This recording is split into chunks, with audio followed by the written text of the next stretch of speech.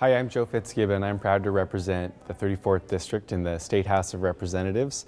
I wanted to update you on what's going on in the fourth week of the legislative session. Now that we're in week 4, a number of bill ideas are moving through the different committees of the legislature. I serve on the Government Operations and Elections Committee, and I wanted to update you on some of the bills that relate to voting and voting rights that are before us this year. As you may know, around the country there have been a lot of efforts in the last couple of years to roll back voting rights and make it more difficult for people to access the polls. In Washington, we're proud to be moving the other direction. And so 3 of the specific bills that are before us this year. One is the Washington Voting Rights Act, which would provide a means for communities where there are populations that are not being adequately represented, particularly on things like city councils and school boards, to seek to create district elections in those communities. This is happening a lot in places like Central Washington, where there are large minority populations that are being frozen out of the political process, and this is a path to help give them a foot in the door into the political process in those communities. I'm proud to support that legislation.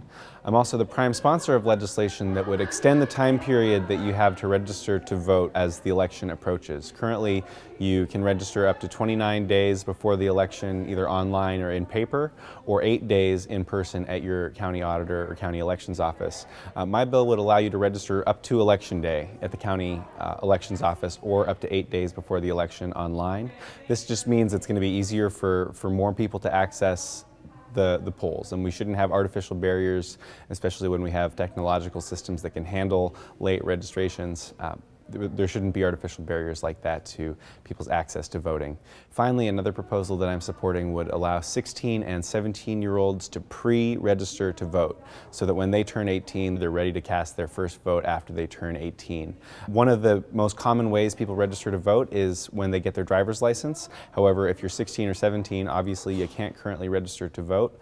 So this gives them a pathway to be ready to go the day they turn 18 to cast that ballot. So these are 3 strategies that we are pushing this year to try to expand access to our democracy for everyone in our state. Would love to hear what you think about these ideas or anything else, so feel free to give me a call or an email at any time. Thanks.